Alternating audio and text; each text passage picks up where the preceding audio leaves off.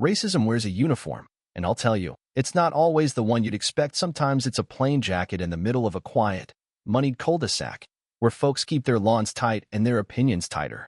One night, that fake authority crossed a line you can't uncross. It started with an anonymous tip, barely more than a rumor, and suddenly a crew of white officers storms into a black woman's home, no warrant, tearing through her life, tossing her in cuffs for nothing. And what nobody realized, not even for a second, was that the woman they just brutalized was the director of Homeland Security. You'd think you'd feel the gears of justice grinding, but the truth is, by the time they figured out who she was, it was too late. Justice was already moving, and not in the way they planned. Picture the last sunlight of the day stretching across Celeste James's floors, golden, soft, catching on the old military medals she keeps framed above the fireplace.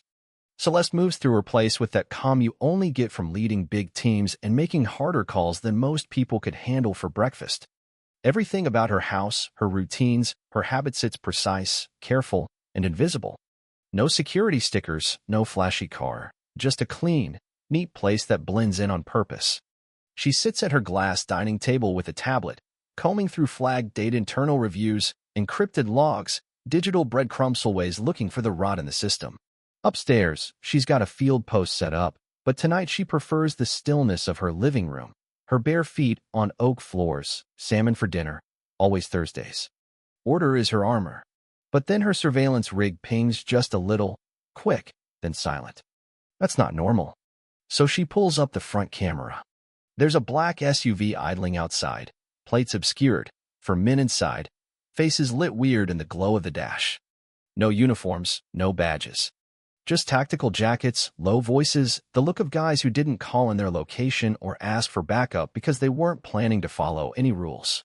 Celeste stands, blends into the shadows by the curtain, and watches as they step out. 3 hard knocks. Not a greeting, a threat. She asks, "Who is it?" Calm, loud enough to be heard, and they answer by smashing in the door. It's Splinters. They come in yelling, flashlights everywhere, ordering her down. She stands tall, holding her tablet with its federal tags blinking. One of them, Renner, charges her, throws her to the floor, knees in her back, cuffs tight. She's got no weapon, no shoes, just pure composure. "You just broke into a federal officer's house," she tells him, furious, and he laughs like he doesn't believe her. Donnelly, the second cop, you can see the moment the doubt sets in, like his gut knows something is off. He tries to search the house, sees the government-grade gear, the photos of Celeste shaking hands with Navy brass, and he freezes.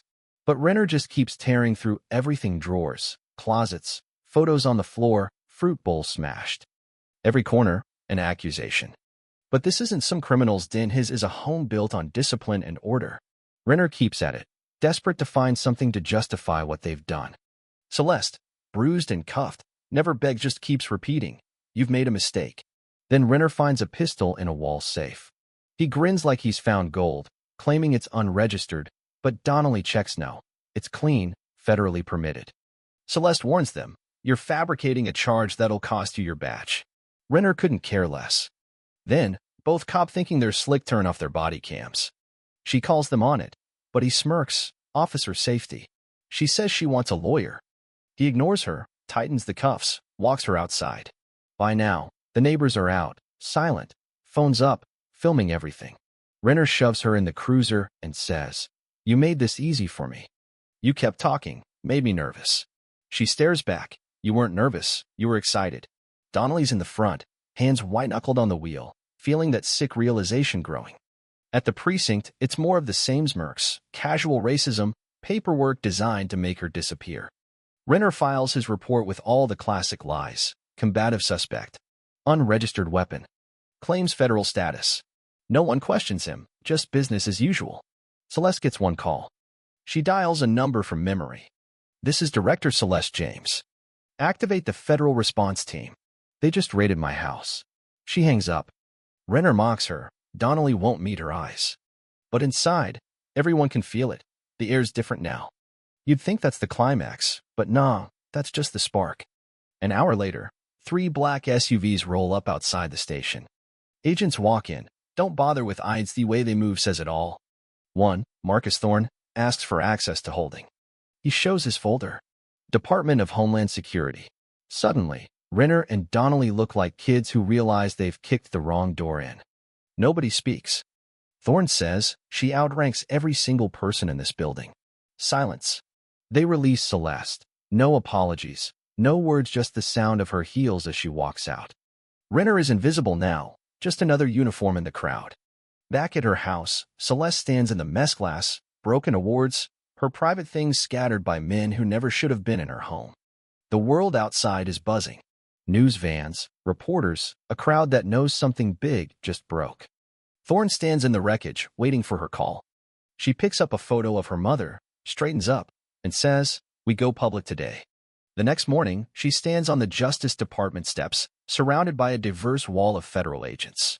She lays it out, no sugarcoating. "Last night, officers from the 32nd Precinct broke into my home without a warrant, restrained me, damaged property, fabricated charges. They didn't know who I was. They didn't care. They acted on a tip planted by their own department. A federal investigation kicks off. Officers suspended, chief notified, mayor briefed. This isn't just about me. This is about a culture that hides behind a badge. It ends now." By afternoon, her story's everywhere. The precinct's dirty laundry spills out videos of other abuses, old complaints, a pattern of silence and erasure. Social media is a storm. Civil rights groups organize marches. Former officers speak up. Inside her house, Celeste refuses to do interviews. She lets the facts and others speak. She's busy with the task force, connecting the dots, reviewing years of misconduct hidden in plain sight. And then it breaks when a whistleblower, Officer Gregson, confesses everything. Falsified tips, erased evidence, supervisors covering tracks. He names names, cracks the silence. Meanwhile, Donnelly sits alone at his desk, waiting for his turn in the hot seat. The precinct's being torn down, room by room. Feds catalog every file, audit every case. Officers watch, knowing the world's watching them for the first time. Behind the scenes, Celeste's team uncovers the source of the fake TIPA tech liaison, Shane Ledger, planted it under orders, covering for higher-ups who thought nobody would notice. It was sabotage, not stupidity, and they almost got away with it. But now, everything's exposed.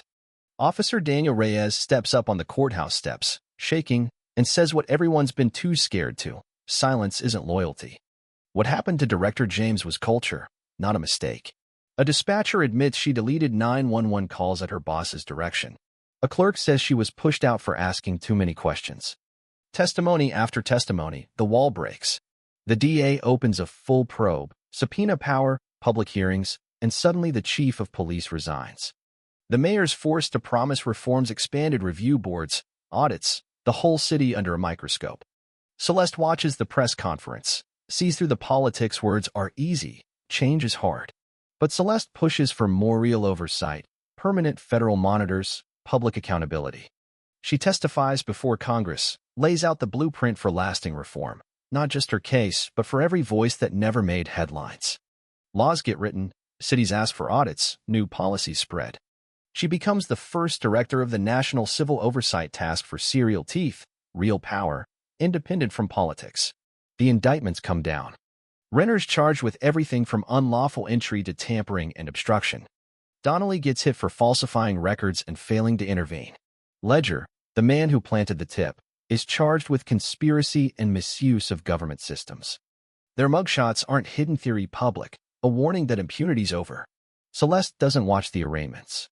She doesn't need to.